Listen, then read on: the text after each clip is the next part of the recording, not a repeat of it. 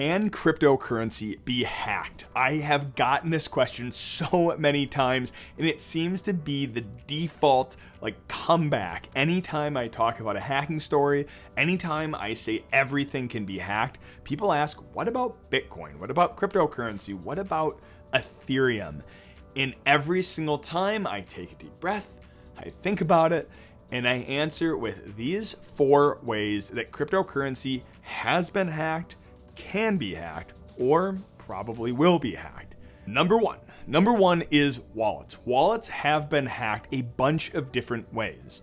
Now, sometimes it's the implementation. One of the stories I did previously on my channel, which was like a short, so it was only like 60 seconds if you want to watch it, is brain wallets. Brain wallets have been hacked. It's a way of creating your private key using a memorized phrase, creating the SHA-256, and that generates your private key.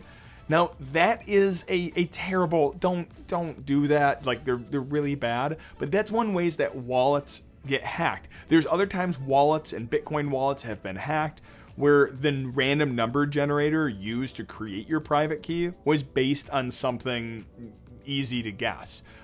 Actually, a great example of this is another short I did, which was the car hacking one, where the random wireless password was created when the car was booting up, and it used the date, but the date hadn't actually been set yet, so every single password was the exact same, or maybe off by just a few milliseconds, so all of them were able to be guessed.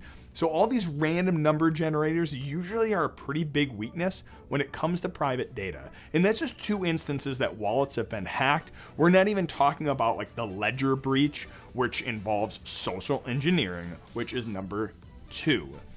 Users get attacked all the time when it comes to cryptocurrency, both trying to get their password.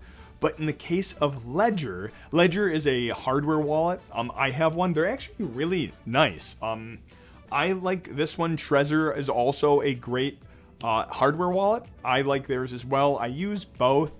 I use them always for different things. I love actually doing a lot of challenges, and I've started reverse engineering them. There is actually some published vulnerabilities, but I digress. So users often get attacked through phishing email. Ledger was fully hacked. All their information, including my information in their database of anyone who bought it, is now getting phishing emails saying, hey, update to this firmware, input your private key. And all of these revolve around the same type of thing as revealing your private key to the hacker, which they then can go and access your finances. By the way, I'm using the word hacker quite liberally here. I never really like using it with a malicious connotation because hackers aren't bad or good. It's like saying, I don't know, a plumber can be both bad and good. It doesn't really work as an analogy. But point being is, users can always be a big weakness when it comes to wallets. Number three are exchanges. Exchanges get hacked quite often. People will leave their money, their cryptocurrency on the exchange, and a malicious hacker breaks into the website, gains access to the exchange servers, and then from there are able to start extracting the money off of wallets which are stored online. Now, in the early days, a lot of the cryptocurrency was stored on the servers in what they call hot wallets, meaning wallets where the private key was stored on the server. And then money was just extracted by the malicious hacker, put in their own wallet, and they made off with it. And this happened with Mt. Gox, CoinRail, BitGrail, CoinCheck. I did kind of check a list because there's quite a few of them that have been hacked. Now, recently, things like Coinbase, and I trust Coinbase and Gemini and Kraken, Bittrex, Binance, all of these exchanges have kind of proven themselves out. They also have a lot more transparency around the security they're using, and they also use cold wallets. Cold wallets will keep that our precious cryptocurrency off on non-internet connected servers. They can do all of the exchanges, and then they load that crypto that's needed to satiate those exchanges. There's a lot of technology that they've actually borrowed from the hedge fund space to do all of these transactions internal at the exchange, and then will transfer money when people want to transfer it externally. Number 3B Exchanges are moving to decentralized exchanges, and that's where you don't lose control of your private key and you only trade through smart contracts. So when you want to transact from one coin to another one, it does it through a smart contract. Now, smart contracts are a really interesting thing. It's essentially a program that says if this goes in, this needs to come out, and this is how the transaction happens. Like it's more complicated than that, but in short, smart contracts are both easy but ridiculously complicated and can have vulnerabilities in them. And before you say, oh, well, that doesn't actually happen, you know I'm going to answer it, which it has. Ethereum and Ethereum Classic. A vulnerability was found within the smart contract and it was exploited. $50 million of Ethereum was made off with. It was actually so damaging to the value of the coin, a decision was made. Ether was split. A new fork was created. They went back before the theft and forked the chain. So if this is the transaction history, they created their own chain before the theft, and we now know it today as Ethereum.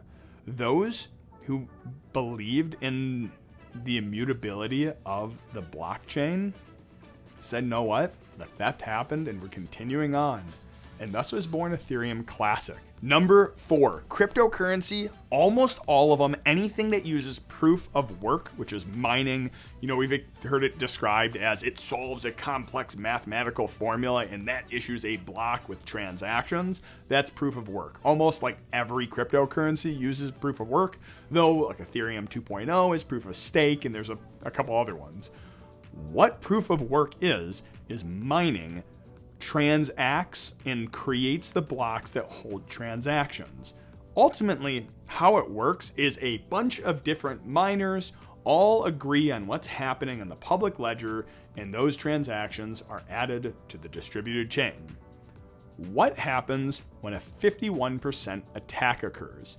That's when one individual, one organization, or just a group of people get together and they control 51% of all the mining capabilities. Now, this would be like remarkably hard and remarkably expensive to do with Bitcoin, but it could be done with enough time, money, effort, or resources. But a lot of smaller cryptocurrencies, which revolve around proof of work, are vulnerable to a 51%, especially new coins that haven't really made it out to exchanges yet are vulnerable to a 51%, where one person or one organization can transact and double spend and create their own ultimate fork, which is going to be the true coin because they control 51%.